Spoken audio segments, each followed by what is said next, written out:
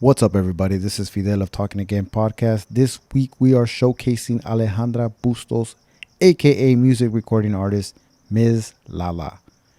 You may know her from her popular YouTube channel Arriba la Vida, where she's featured her latest hits Chambalera and Bonboncito. Tune in as she shares her personal story of how she became the badass woman you see today. So get ready and let's tap into it. When are you gonna start talking again? Talking again? Talking again?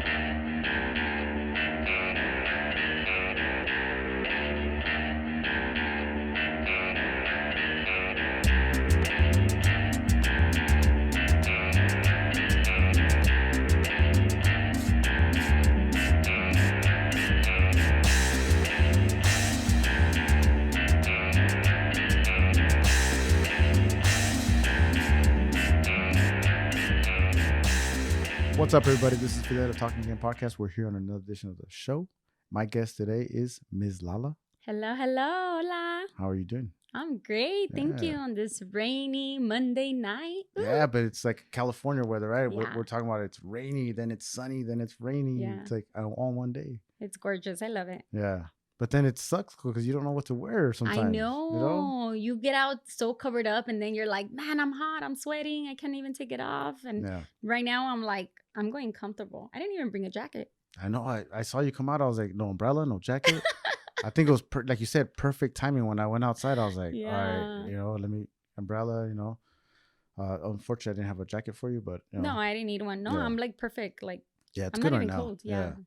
But what do you prefer? Do you prefer rain, cold, heat? No, I love to be hot. I love to Yeah, sweat. I you love to wear do? like little clothes, Yeah. beach vibes. Like Mhm. that's all me. Yes. Really? Yeah. Man, I like it too sometimes, but like I'm not a sun guy.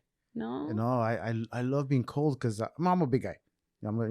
So I can't really just go. I'm guns out blazing, right? Yeah. So I like to put on a whole bunch of layers and just get all nice and warm. And I don't. Yeah? The less clothes the better. I know Yeah. that sounds really hoish, or I Mhm. don't know how you want to call it. I want to say But always. like I feel comfortable like in my skin. So Yeah. I like to be like showing my little tan Yeah. and my cute little outfit. And I've been working out, you know. That's good. No, yeah. Well, so you're excited. Summer's coming around the corner, right? Yeah. Spring. It seems like spring came in February. It was kind of warm. Well, it's I California. don't think so. You don't think it was warm? No, I haven't been able to put my top down from my car. I've been like Really? waiting for like that good weather. Yeah. You're Yeah. right. I mean, it's kind of off and on, but it's not consistent, right? It's not a Yeah. consistent heat wave. But it is coming around the corner, summertime. But most importantly is your video, Yes. which by the time they're listening, they already viewed it. Bomboncito. Yeah, but it's good to still talk about it because Yeah. it's gonna be only a few days when this airs Right. that my video Bomboncito is gonna be out. So I'm super excited. And if you haven't listened to it, well, you should on my YouTube channel, Arriba la Vida Music. Not just listen, watch it because we Watch put a it. lot of like Yes. quality and time and creativity into this little video. Yeah. Can I tell you, I love all the rooms that you used. And I saw a little bit of behind the scenes. And I love that you went to Picturestic to do it. Oh, you know her? No. Well, I've met Chris, right? So I know Chris. I interviewed him. Chris Oh, Maida, no her husband. way. Yeah, and he talked a lot about his wife. I still haven't got to meet her, and I will one day. But she's so creative. That's all her. That's her freaking her thoughts. Yeah, it's and like you crazy. see it in her vibe, like Oh, just yeah, the yeah. way she is and Mhm. she looks and her Mhm. style and her fashion, like she's like that. So down to earth, you know. Yeah. But I'm glad that it was so cool that you did it there. I've been telling people like, you guys got to check out Picturestic. I've never Yeah. been there myself, but I got to see all that stuff, and he came in and talked about it. But that's awesome. How was that experience? Talk a little bit about that. So that was super amazing. So I want to send a very special shout out to my girl Heidi Chochi. She's always like looking for people to collab, and she found Picturestic, and she's like, "Come out, let's take some pictures for Instagram and social media." And honestly, I was not feeling it, but I still showed up for my girl, Yeah, you yeah. know. And thank God I did, because that's when I met Chris's wife. We totally hit it off. Yeah. And then it's so crazy because at that time I still didn't do Bomboncito the song, but I was like in the process of getting there. Yeah. And when the song was out, like I don't know why always when my song comes out, I need like a moment to really process the song to see how people are taking it. And then I get all this creativity and idea and the Yeah. story behind the Mhm. video. And as it all was coming along, I knew it. I was like, it's picturistic. That's where Yeah, I'm doing it. that's Yeah. crazy. So are you one of those like I have to I visualize it like while Yes. you're writing, or do you? No. Because there's people that visualize it before and what they want for their song to be. So you're like, let me make the song, and then you start visualizing everything at the rest. Like let it maturate, right? Yeah. So like for example, like this is how it works for me.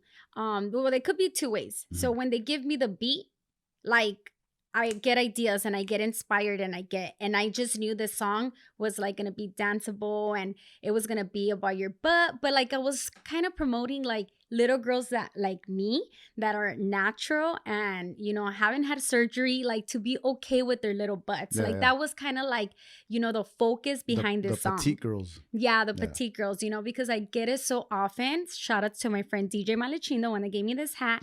You should get boobs. You should get ass. You're in that industry. You Yeah. need it. You'll be more famous. You'll go more viral. And I'm like, but it's not me, bro. Like, why Yeah. would I, follow Right, a right, right. trend that's not me, Hmm. mine? Right. Like, I love myself. Getting something like doing something, altering your body should come from you, not like somebody else, right? No offense to Right? anybody that's like pushing for that, but Yeah, I respect all women, but at the end of the day, it's like a lot of girls, like they get surgery done and they still don't love themselves. Like loving yourself is something internally. Right. It's not you cutting your hair, changing your tits, like anything like that. Like Yeah. your love comes within yourself. So that's why they say like a lot of the times it just becomes so addictive. Like now you want to change your nose. Now you want to change this. Like you're just never happy. So it's Yeah. like, why are you doing it? You're not getting to where you want to be. Yeah. You know what I mean?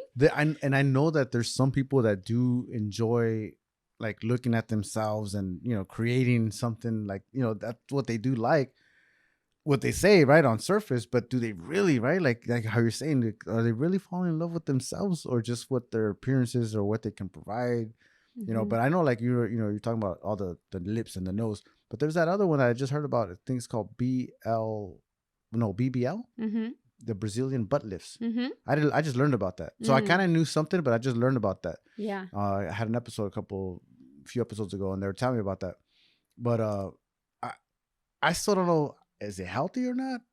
I don't know, man. But you're like taking something out of like here and then putting it there, but that never ever was. I don't know. It's just so weird. It's crazy, huh? To me, it's like I know it's science. I Mhm. get it, but it's just I still don't find it. It's find it weird. And like I said, a lot of girls are not happy even after they do that.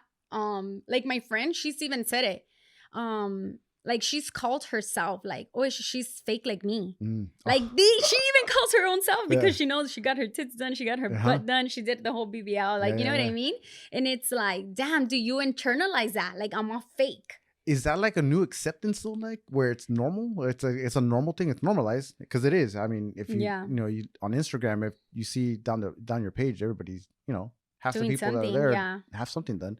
Yeah. I got deals, I got something done, but it's like, is it normalized now? Well, I just wanna like especially spread it to like my future children. One day when I do have kids, I don't wanna make them feel like they have to. You know what I mean? Like I understand everybody has a different story behind themselves, like, but I don't want them to feel like that's gonna take them somewhere, that's gonna make them feel like it's gonna wear off. Yeah. You know what I mean? Like at the end of the day, happiness, love, joy, peace, all that comes from within. If you can't find it within, you're not gonna find it in things. Yeah. You know what I mean? You could go buy yourself a car and you're gonna be on a happy high for like a week and then it's gonna doze off. Yeah. You know what I mean? So you go back to same place that you were at before, Or you so, scratch your wheels and you're like, oh. Yeah.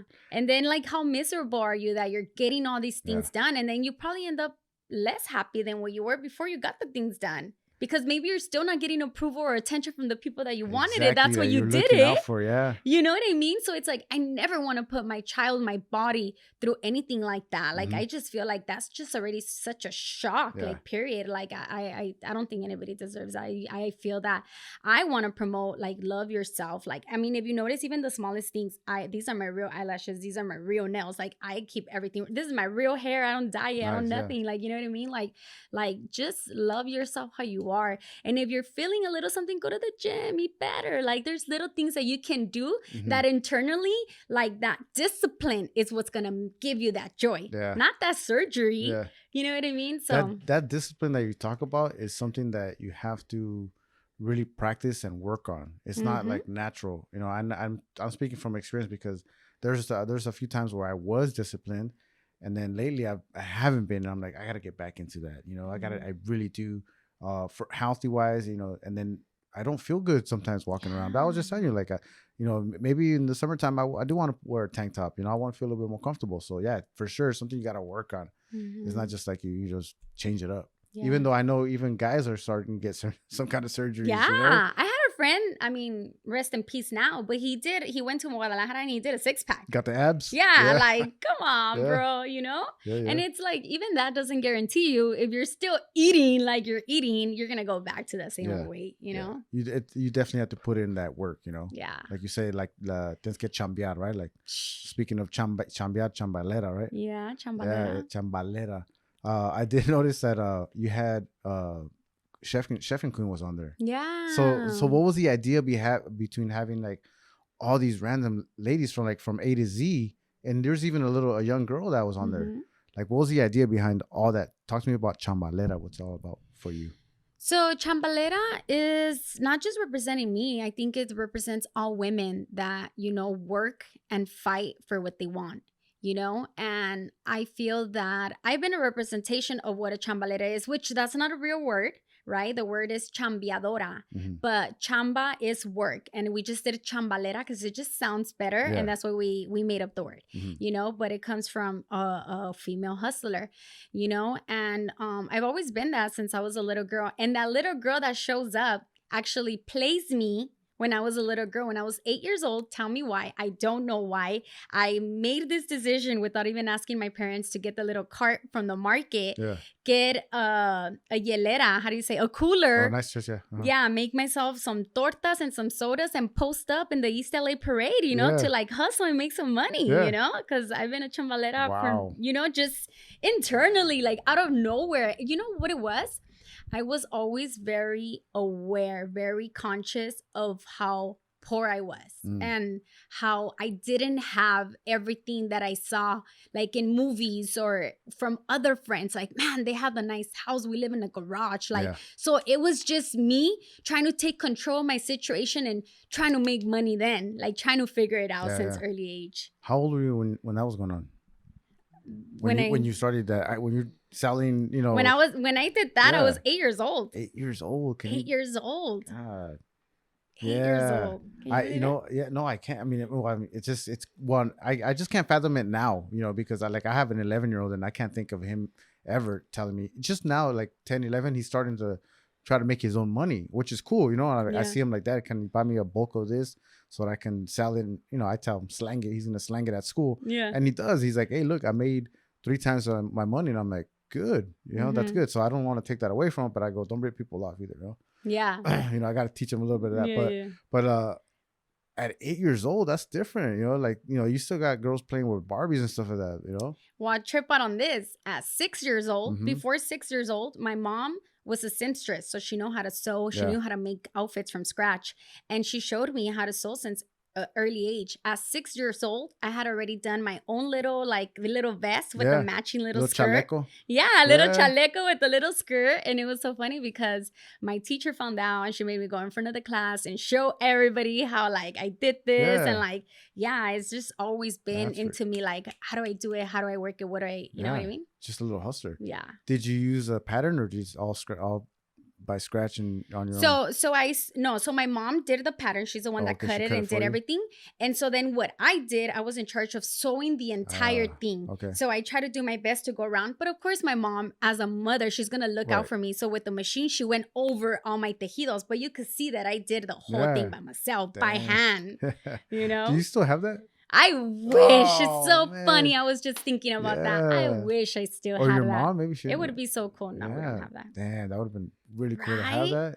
But I remember like it was yesterday. I remember the little flowers and it was like purple. Yeah, it was purple, pink, and black. I remember like it was yesterday. Like nice. What kind of boots? Did you have boots on? I don't remember what I was like shoes and all that. for sure Payless. I know that, were but were you always like very fashionable? no, but my mom always made our clothes. Mm.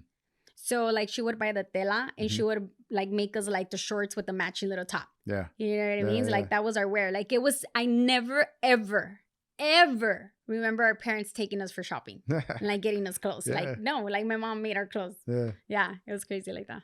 You know what? I still remember, and I have pictures of my mom making me, my brother and I, shorts and a matching shirt out of our old soccer curtains, like blue, nasty blue. They're all faded, because the sun hit it, and and we had match, and it was we were like our cousins used to make fun of us like for days, and we had those, Damn. and so I can relate. But I just when you said that, I thought about that. My mom making us our shorts and our shirt out of the tela or our curtains. Damn. That's old Yeah. school. Yeah, Yeah, that's those are super. things that again we grow up like you kind of grow up in. I wouldn't say I grew up in poverty because my parents worked very hard.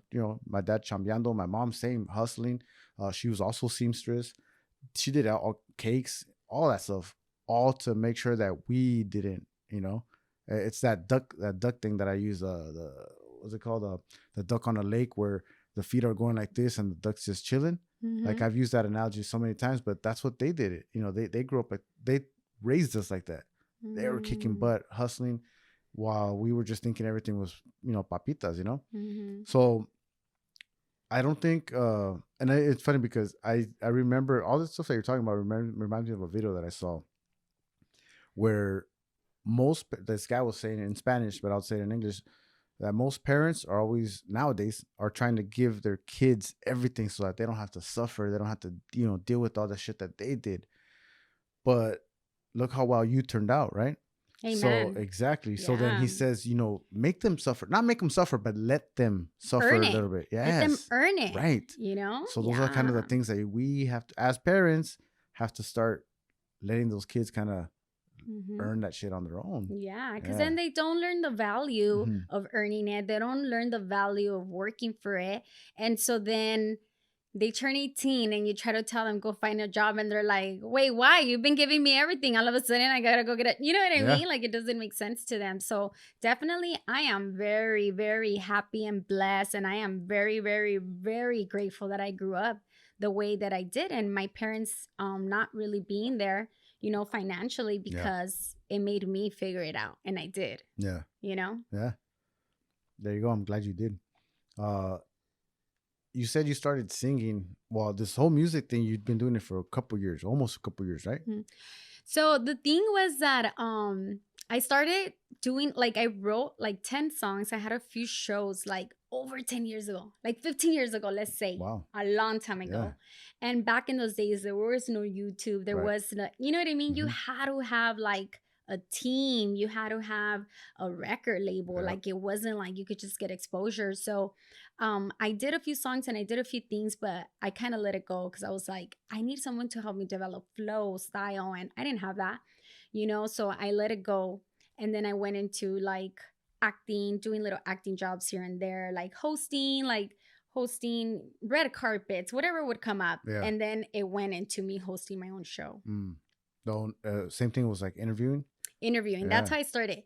So I started doing interviews with Rancho Humilde. I don't know if you ever heard of them, but we started doing like a show together. And then I did that with them for like 2 years. We separated. I ended up doing my own show. And then I would do a 2-hour show, 12 segments. I would Wow. write the entire show and then interview in between the show. So I did that for a very, very long time until I became an artist. And I'm like, okay, I'm not interviewing nobody anymore. Yeah. I'm the artist. Yeah. Yeah. But you were I read that you had a store. You had a clothing store. Mhm. And you were performing in your clothing store? Or did I read that right? No, or so wrong? Trip Out. So that's when I was doing like the whole rapping Yeah. thing, right? So through my store, we used to set up, there was like a driveway because my store was in front of like there was a back house in the back. So Okay. there was like a parking lot, like a driveway, And then there was a big yard. So we would set up like a stage back there. Mm-hmm. And then East Los, I would set up like canvas. And then the kids, like show the kids don't tag in the streets, like do it more Okay, yeah. artistic. So Yeah. we would buy like spray cans for them to come and like use the canvas to like do their graffiti or whatever. And then I had a lot of artists that were doing like the whole rapping thing. So we would perform in the back.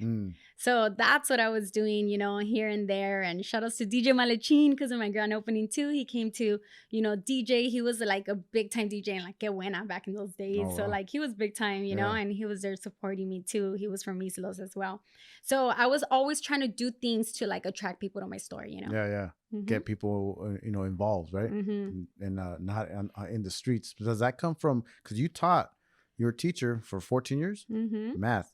Was that something that you gained from it, or you've always had that, like looking out for people, trying to help kids out and stuff like that? Well, math has always been my thing. Like numbers, like I said, like me being a female hustler since a little girl, like I did exactly the same thing. Like after 8 years old, like your son, in middle school, I started buying candy wholesale. And then like I was slanging it in school, and that's how I was making my money, you know? So definitely like numbers and all that I loved. I didn't realize I was going to go into teaching. I thought I was going to do more like engineering, but I started tutoring math.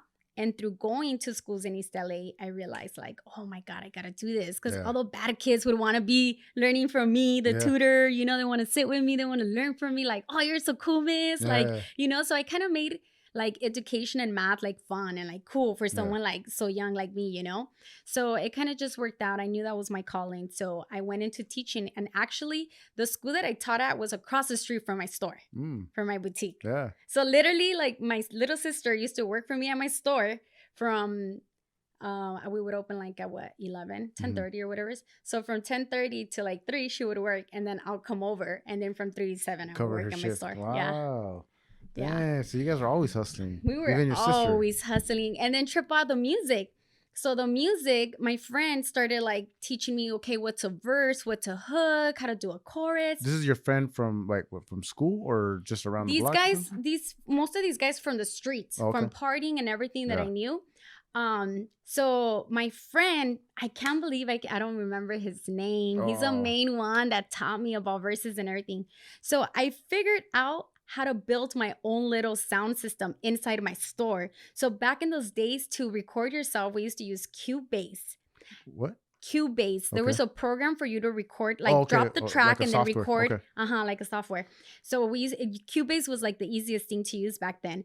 And then my other friend Ace, shout out to Ace, he always believed in me being a rapper. So crazy. He would give me like original beats.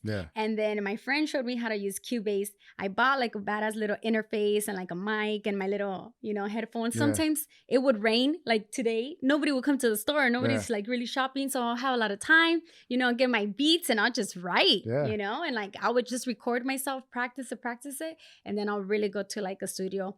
Shout outs to Citric. You know Citric? The comedian? Yes. Yeah. Oh my God. He used to mix and master my shit back in the days, in those times.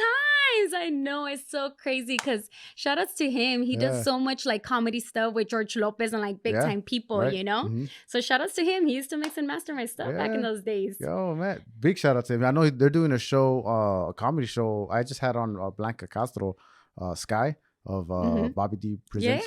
And she's hosting a show. I think it's in Downey.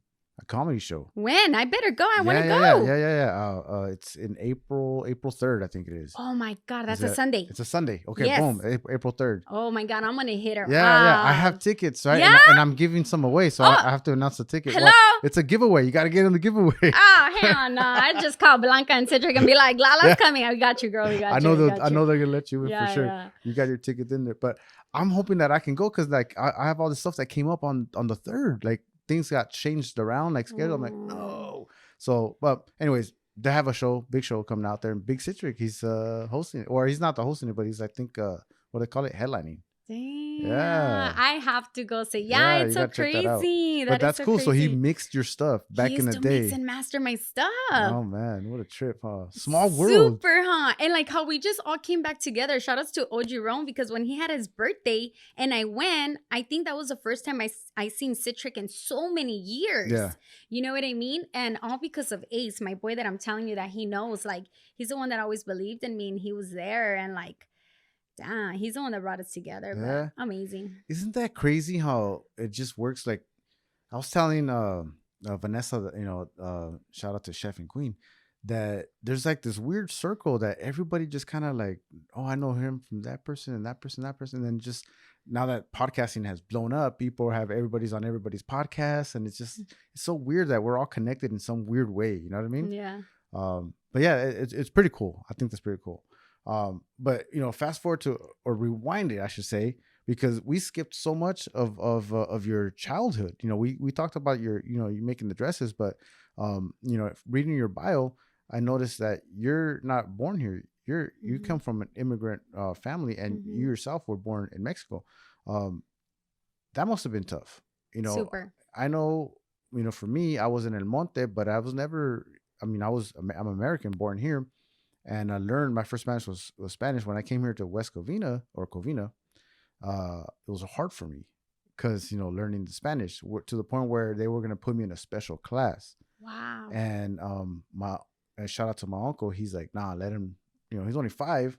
Let them learn English and they'll pick it up. And thank God we did. Easy, right? We're only 5 years old. Yeah. How was it from you, if you remember? First, what age did you get here? And how was it from you when you did? So they brought me when I was 2 years old. And it's so crazy that you're saying that because I was about 5 years old when I was in first grade. First grade, yeah. First grade. I was in Hecho Elementary in East LA. My teacher was Asian. Oh, so wow. she didn't speak no Spanish. Yeah, so I knew no English. Or it was just like, ¿qué dijo?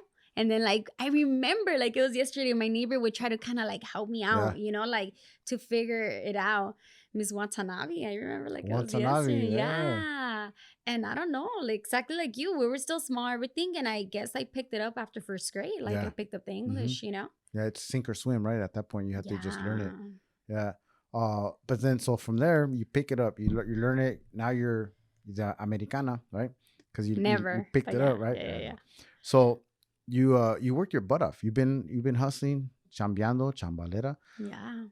Ever since you were a little kid. Talk to me about UCLA. Graduating from UCLA, you worked your butt off. High school must not have been easy from you trying to hustle, mixing all those things.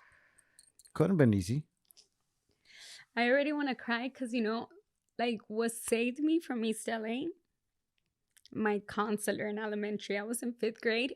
And my counselor, Miss Hoyos, she discovered my intelligence. Like she did all these IQ tests for me and I was like beyond intelligent. And she did them to me when I was like in 2nd grade.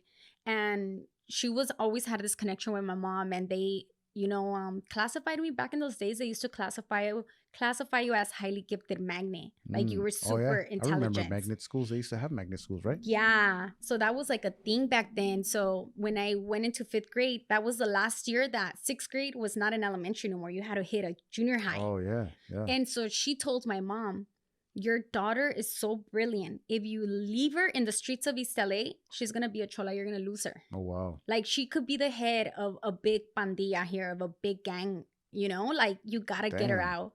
So if it wasn't for her, I wouldn't have gone to schools in the San Fernando Valley, which the school bus used to pick me up at 6 a.m. and take me out there for 7 years. You guys didn't relocate you guys used to take the bus all the way to San Fernando Valley? I was the first stop to get picked up at 6 a.m. Oh my God. And I was the last stop to get home. Sometimes I would get home like at 10:30. At night? At night, because I was in cheer. So after cheer practice, the buses wouldn't pick us up till like 6 p.m. And then we had to drop off everybody in the valley first. And then East LA was last. Oh my God. So I was the last one getting dropped off. Did you have a chaperone, or this is all by yourself? No, all by myself. Jesus Christ. And you survived. And I survived.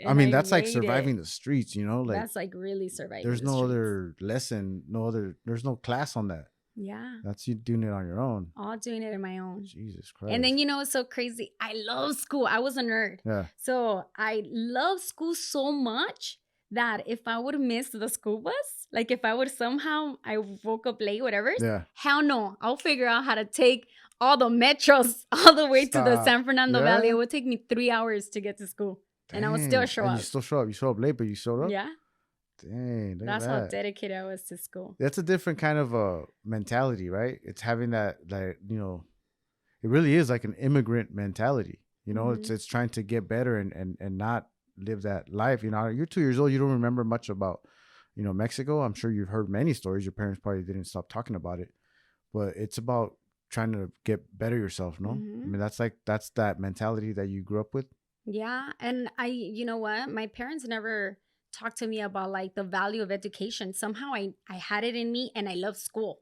I was always an overachiever, and not just in school. Like I was doing the 50-yard dash and I was like competing and running and I was like very active, so like a lot of energy. Yeah. Like I was in cheer. I was in this. I will win all the math awards. Like I was just such a high achiever. Like that had me like just driven and focused into school. Yeah. And somehow I figured it out. Like in high school, I'm like, school and a career is not gonna guarantee me like success or a lot of money in life, but it will guarantee me opportunity. So from there, I'll figure out how to make money. Yeah. So when I saw the path of teaching, I was like, let's take it. That'll give me a steady income. I'll figure it out. I'll save money and I'll get ourselves out of I don't want to call UCLA the ghetto, but it did put me in a lot of bad situations as well. So I knew I had to get out, Yeah. But yeah. And so we made it all the way to UCLA and just stayed focused. You know what I mean? It was hard though. You did what, 4 years out there? No, I only did 2. I went, what's funny? I was so fed up with taking a school bus for 7 years of my life. So many hours of like, I was done with school. I was frustrated. I was like, it's a lot of work. I put in so much work. I was like, I'm taking a year off. Yeah. And it's funny because my friend went to sign up to community college and I went just to like go with her and be like her friend. And I ended up signing up. To community college? Yeah. Oh. So I ended up signing up with her. I go to East LA College. I'm like dropping 4.0 straight, like just getting straight A's. This is all right out of high school? Right out of high school. So I go to East LA College. I go to Trade Tech. I do all so easily I got into UCLA. Like it was nothing. Well, yeah, you're an overachiever, right? Yeah, like I was just like straight A student, 4.0s, getting like money like crazy. Like, I was so poor. Like, and my mom was the only income. So I was getting all the grants. I was getting checks for like 3-4 grand. It was crazy. Yeah. It was insane. And they were paying all my schooling. And then I was getting the 4.0. I was getting the principal award. So meeting I was getting all these checks. Yeah, I was getting all these checks for like extra for books and extra for this. And I'm like, you already gave me like 4 grand. You're giving me more. You're like, give it to me. Give it to me. Yeah. So you really did. I mean, you went to school for free, right? But this not UCLA though. Oh, UCLA. Okay, so that's what I was gonna. That was all you? That was on me. So how'd you get those? I mean, did you pull out a bunch of loans? Or are you still paying for them now? I pulled out a bunch of loans because I'm like, I'm not going to let money be an obstacle. And no one should ever let money be an obstacle to follow your dream or to do something with your life. That's an investment. Yeah. Right? And guess what? God showed up. I don't know if you remember back in the days when Big Boy was at Par 106. They were giving for the first time ever $50,000. Guess who won? Shut up. How does that happen, right? Yeah.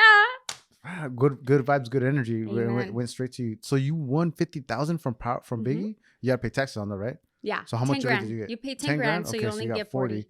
Dang, so that's what paid for your. I paid my loans. I paid everything. No way, you can't. I even bought myself a brand new Escalade in those times. This is the stuff you make up, right? No, this is all real. This is all for the documentary later on, right? And trip out. You know what's so funny? I didn't even know they were giving 50 grand, but back in those days. My strategy, since I was so poor growing up in UCLA, like I had no money. I had a part-time job tutoring math, but I didn't have like real money. So what I would do is I would call the radio stations to like win gas cards, to win concert tickets, to do like all this fun stuff for free, right? So guess what? Talking about 50 Cent, shout out to 50 Cent. Big Boy was giving away 50 Cent's new CD. I called just to win the CD. Yeah. When I called, they're like, You just want an opportunity to go to Cabo San Lucas and win $50,000. What? Yeah, it was this crazy random, Did you right? call in at the wrong time, or how did it was just it just happened that way? I just called her like be caller 10 and Yeah. say what song was playing. And it was Down Down Down from DJ Quick. Mm-hmm. So I won the 50 Cent CD. Okay. And then they tell me like, oh, you qualified to win the Cabo San Lucas Oh, okay, trip okay, and yeah. 50 grand. Yeah, yeah. So then that day, shout out to my friend Albert, he picks me up from UCLA to take me back home because I used to live in the dorms. Yeah. And then I told him, Trip out, I won this. And guess what?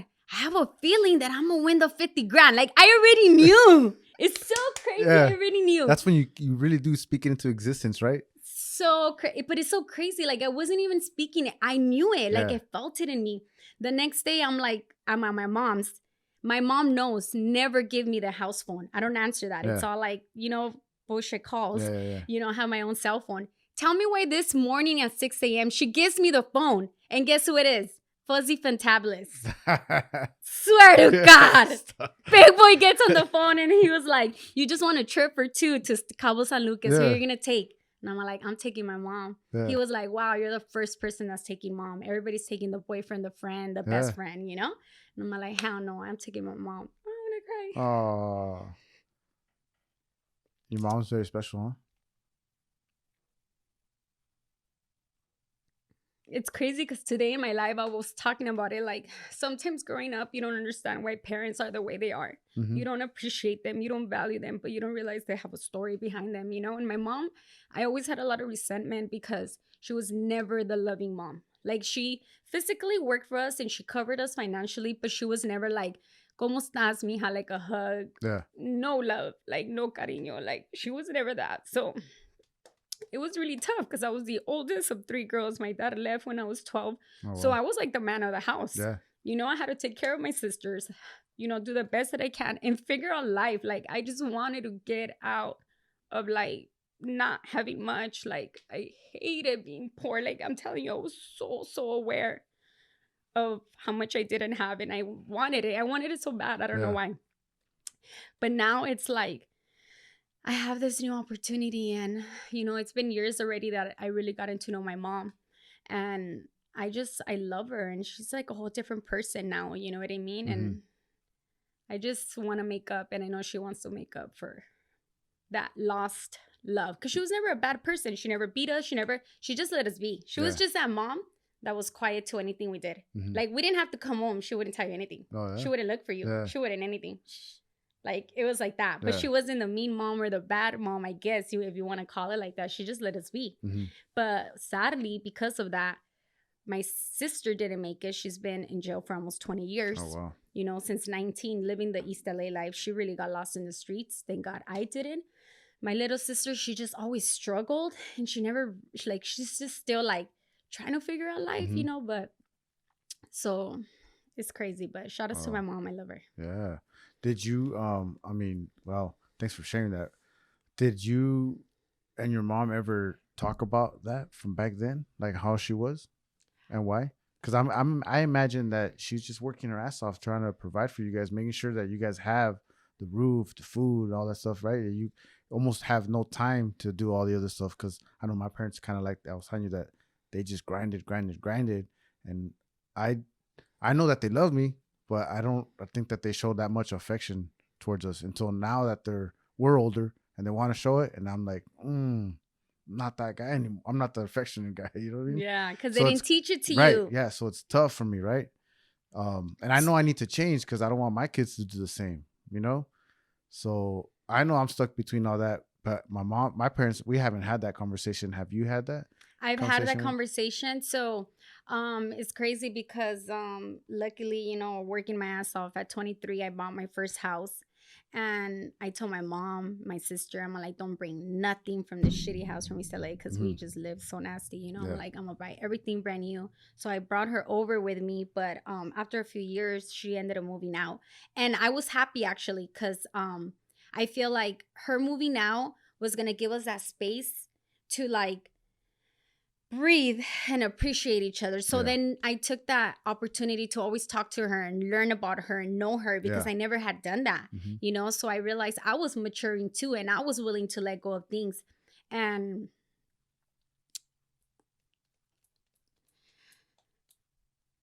it's crazy because like a lot of the stuff that she went through,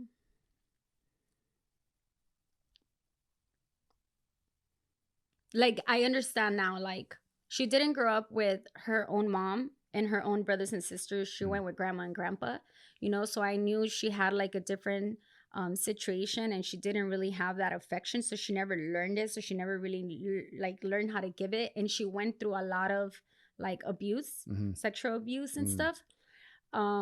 So it was just, I think, a lot of things that were holding her back, you know. And again, I don't feel like I have to investigate everything and figure it out. I know she has her story, Yeah. and it's like, okay, that doesn't matter. I'm grown, I'm maturing. I love you, mom. Like, let's make it happen now. Yeah. Yeah. You know, let me be there for you. Let you be there for me. Let's do, I mean, our time now is what counts. You know what I mean? Right. It's from this point forward, not back. Yeah. Exactly. I know sometimes it's important to, for one to have that conversation and go For through sure. it. For sure. It definitely is, but maybe not to a certain, you don't have to know A through Z. Yeah. I guess is what you're Yeah. saying. Yeah. Yeah. Wow. I don't have to figure it out, because then, for what? Because then I'm trying to figure things out, and I'm like, wow. Like, because I felt like I was falling into that, like, because I do talk about it in my YouTube, but like I was molested too, you know, and I'm like, fuck, mom, like you went through it. How do you let your daughters go through it? Yeah. You know what I mean? And it's like those little things were kind of crashing with me. But who am I to like fight her and like tell her, why didn't you? Yeah. You know, like I don't feel like that's my place or not. The only thing I could do now is make sure I educate, you know, my daughters and my sons, for them not to go through that, you know. But again, I don't want to figure it out. I don't, like, I kind of see where she's coming from, and it doesn't even matter. She's my mom at the end of the day, and I love her. And like we talked about it, all that has made me who I am. You know, and I never want to give up, even being sexually abused. If God wanted that for me, like, I know this sounds really crazy, but like I'm glad it happened because I talk about it and I've shared it. And on my YouTube channel, that video that I did talking about my story, I have hundreds and hundreds, thousands of views. And I have so many people opening up with their own story, even men, of how they were sexually abused. And they were like, I never talked about it. This is my first time, you know, dropping this comment and saying it to you, you know? So, I mean, if I helped one person, 5 people, 10 people, like 100,000. It's okay. Yeah. You know what I mean? Yeah. So I'm sorry that you had to go through something like that. I'm sure that's very traumatizing, but I'm glad that you are open about it and speaking about it, because there's so many people that can learn from it. And I think that's very bad that we stigmatize it, you know, and it's a taboo. We don't talk about that, where it's something that you have to talk about. You must express, you know. That's why, again, with your kids, it's something that you teach them, you know. You have to tell them, like, that is not right, you know. And like, at a really young age, Yeah. because you wouldn't imagine that it was happening to me. You know, my parents never talked to me about sex. My mom never talked to me about my So period. taboo, I had to right? figure Yeah. it Oh my out God, when yeah. it happened, you know, and it's like, and you're the oldest, so you don't have anyone to look up to, right? So that's gonna exactly explain to you. And then it all happened in the same moment to me and my sisters, you know, so by the same man, you know, that man was doing it to all the girls on the block, you know what I mean? And it's like so crazy. Like, if you would have just given me a little bit of knowledge, I would have catched it. But I didn't. So guess what? I let it keep happening because I didn't know any better. You know what I mean? So I just really advise you guys. Like, I know a lot of people, you guys already have like your sons and daughters that are already 11, 12, and you still haven't had this conversation. Well, I got molested way before 10, 11. So you need to have those conversations so early in time. Because there's some disgusting people that I don't want to like justify the person that has abused me or has abused other little girls, you know, but they're just mentally so wrong that, again, I'm not excusing them, but it's like, who in their right mind does that to a child? It's a chemical imbalance for sure, you know, and it is very important again to talk to these kids. I have a 3-year-old myself, and I don't think he's at the right age for me to start expressing that kind of stuff, but I know that it's gonna get to that point, you know. We're getting there. And also you have to think of like the child's ability, because at 3 years old I was already in preschool and I was already sharp, ready to go. like if you have a child that's already sharp, Mm-hmm. like, and very active and very friendly, like, little do you know, it's your neighbor that's in your back house renting that can abuse your child. So Yeah. you do need to have these conversations, because it's always the close proximity people, Right. even sometimes a family member. Yeah. You know what I mean? So, I mean, if your kid is sharp already, 5, 6, already have the conversation. I'm sorry. I know it's so hard and you feel, but you know what's going to be harder? When your child is telling you that this person's been abusing them. Yeah. That's going to be harder. Wow. You're right. No, you're right. 100% on that. It's one of those things that nobody wants to talk about. They don't. Yeah. But it is very important to do it. You know. And again, I'm sorry that you had to No, go no, through no, that, but no. thanks again It's for okay. I'm telling you, like, sharing the story. It sounds happy. It sounds happy. It sounds crazy, but like, I'm happy. Like, I'm not. I don't feel like I'm traumatized. Of course, it still hurts, and there's like some, you know, pain. But I've totally have let that go. I've totally forgiven that person. I've totally have moved on. Like, I don't feel like it's really impacted me or affected me with relationships with men. With, you know what I mean? Like, I'm totally at peace, because I really believe in like not carrying anything with you. Yeah. Because you just shut yourself from so much more. And I mean, why do you want to be bitter? Why do you want to be resentful? Why do you want to, you know what I mean? No one's perfect. Like, and sometimes you don't even realize that a lot of these people, like I said, like going back to the mental health, like they're not all there to even like, they're just like, I don't know. Like, I just hope they find God. That's it. That's all I could do. You know what I mean? I can't be making myself feel bad for something bad that somebody did for me. Right. To me, I mean, you know what I mean? Yeah. Like, it doesn't make sense. Yeah. You got to move on. Wow. Do you feel that like you know, you have such a big connection with the youth, you know, being a teacher, going through all that stuff that you went through, like you want to help kids out in such a big way. You started writing books, you know, you have the LALAbies both in English and in Spanish. Yeah. You know, you have the Christmas Tree Foundation. I mean, there's so much that you're doing for the community that I know, you know, Ms. Lala's page shows a lot of the music stuff, but there's just so much more to you. You know what I mean? When did that get started? The LALAbies, and then we'll get into the Christmas Tree Foundation. So poetry I've been writing for over 20 years. And then one day it just hit me, like, I want to write to my unborn child. Like, I already want to have like a gift for them before they come. So I was like, why don't I create this book with like poetry? And it kind of like, I did it like in sense of like doing it for my mom. Like, my mom never knew how to tell us, hi, how are you? Or, hey, I love you. You know what I mean? So I'm like, what if I write this book where parents that don't know how to talk to their kids, they could just read a poem and they already said, I love you, I accept you, you're a miracle of life. You know what I mean? Like, all the words that kids need all to those listen. important keywords that they need to hear. And from early on, like, imagine if we program a kid with like, you're amazing, accept yourself, you're not perfect, but hey, you're gonna fall, but get up and keep going. Like, imagine if we just hit them with that since like the not even you know, a kid is already learning like at 9 months of pregnancy. So a mother could already be reading to their child. You know what I mean? So we just program them hard with all that, like how much self-esteem and confidence they're gonna have to come out to the world. Right. You know what I mean? So that's exactly what I did in my book. Like, I was like, for mothers like my mom, I'm giving them this book that can help as a vehicle to bond them with their kids.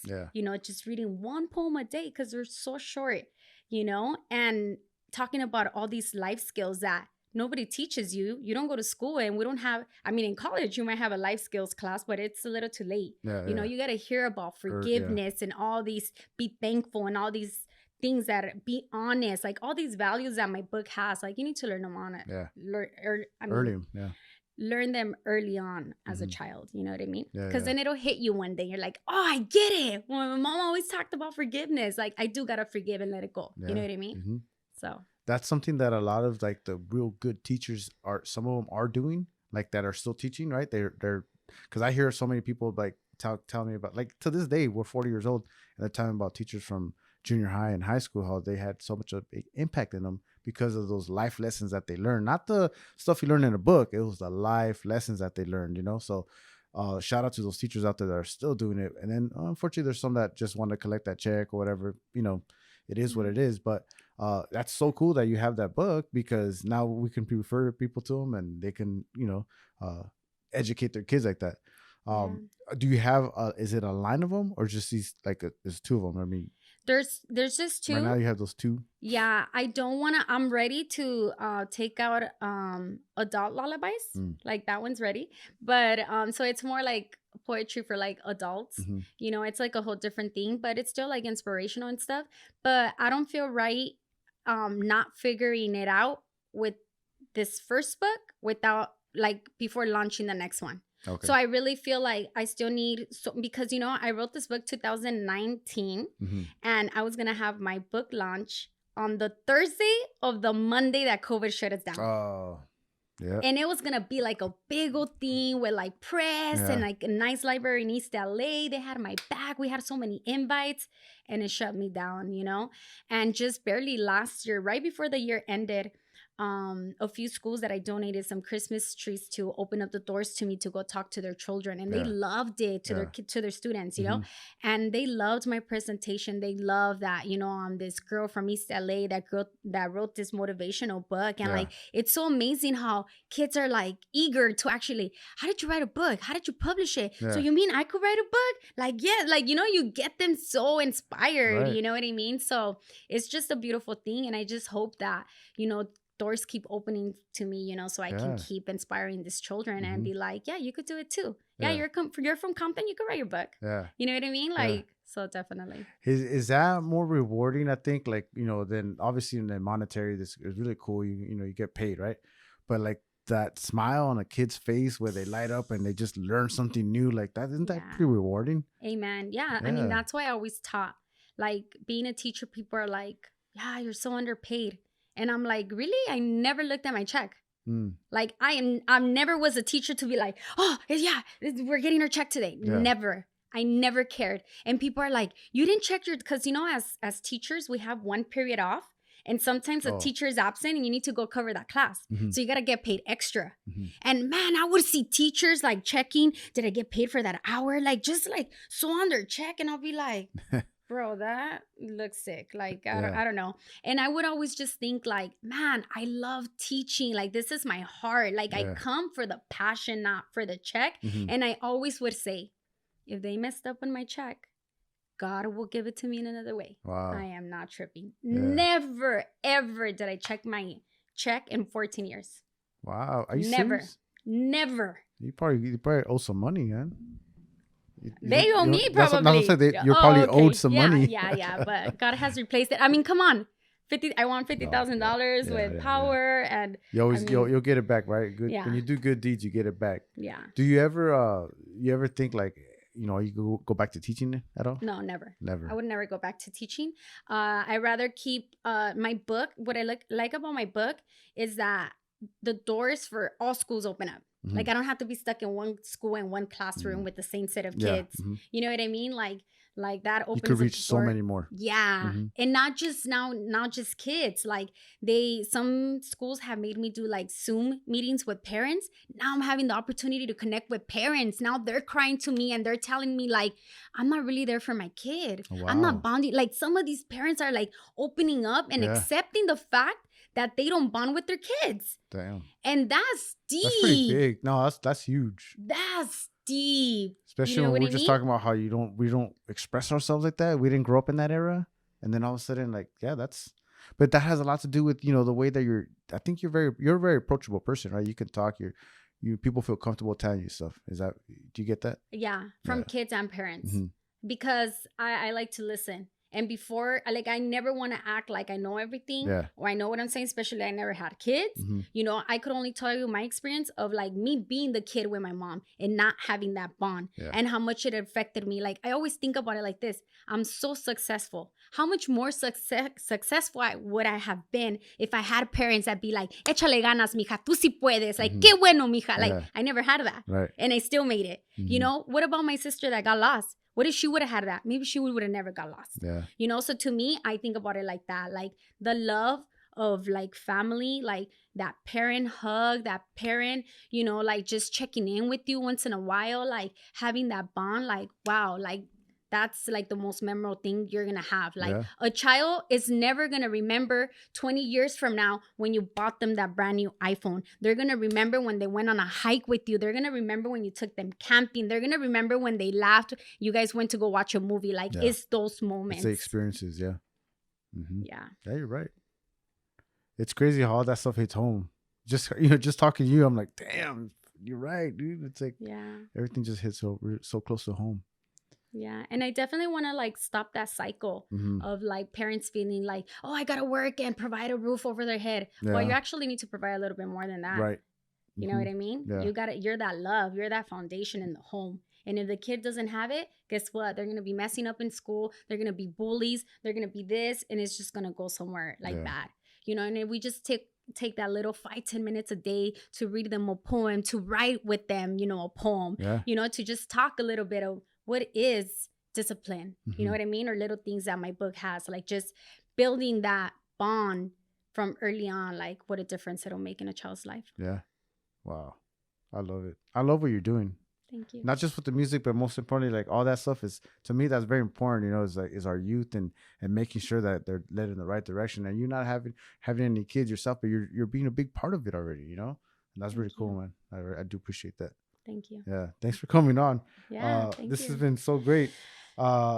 We didn't even get into the Lawless Christmas Tree Foundation. You know, you donate trees, or what's the deal here? Yeah. So before we sign off, can we cover that? Yeah. So this is gonna be. Is it my 9th year or my 10th year? I already lost track. Wow. Oh my God, I'm so blessed by like beautiful people that have been donating, you know. It's a really long story, but the point is that I never had a Christmas tree growing up, you know. So I just feel like a Christmas tree, like it's something so beautiful. Like I really feel like it like brings hope to a family that can't afford one, or that doesn't realize like the value to a Christmas tree. What happens with the Christmas tree? The family gets together, they build it, they put the lights, like that's a bonding moment. From picking it out to throwing it out. That is just like a bonding moment for family. And I never realized that because I never had one, you know? And when I first had one, I still didn't realize it then till I invested in the wrong business and I couldn't afford a Christmas tree. And then it took me back to what it did to me the first year that I was able to buy that, and I brought my sister and my mom together to like put it together. So I was like, you know what? F me. I'm not buying myself a Christmas tree. I did a video and I was like, I don't know how I'm doing it, but this year I'm donating 1,000 Christmas trees. Oh, wow. And it was so stressful. Let me try it and tell you. I was crying. I was stressed. I was like, where do I get Christmas trees from? What the hell did I get into? How am I going to deliver? How am I going to give them? I don't know. But you know what? When you do something from your heart, God is going to put it together. Yeah. He helped me put it together, and I gave away 1,050 trees. Wow. That year I went over 50 trees of my limit. So again, like nothing's impossible. You just gotta keep going, going. No matter how many tears, how many stomach aches, how many headaches, you can't figure it out. Just keep going. God will make it happen. Yeah. And this is a big reason why now I understand where on your bio says management God. Amen. Yeah. You'll make me cry thinking about like a lot of amazing things, huh?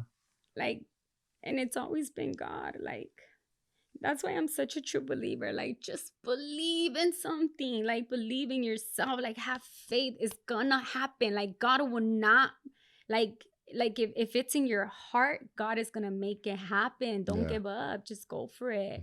And God keeps proving it to me every single time with my foundation, with my book, with everything that I do. Yeah. You know what I mean? So it's like, I know He's there. He's the only one with me. So it's like, it's God. Yeah. That's amazing. That's amazing. Well, congratulations on everything. You're doing great, right? Know that you're doing well. All your work is not unnoticed, right? It doesn't go unnoticed. Everybody sees it. I see it. We all see it. I just hope more people are telling you. But I don't think that you need that. I think you're okay.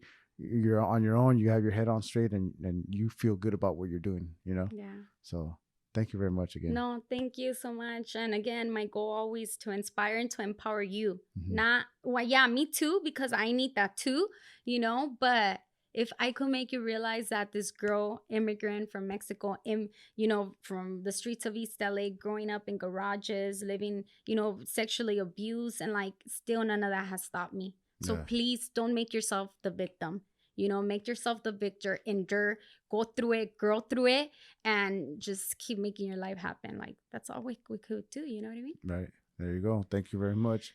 Maybe in the next one, we'll get into who inspires and motivates you. God, that's easy. That's the second one already. We did it right now. Well, thank you very much. I appreciate you. Fidel. Thank you. All right, you guys take care. You guys make sure you guys check her out, follow, subscribe, all that good stuff. Yes, LALA's VIP. Boom.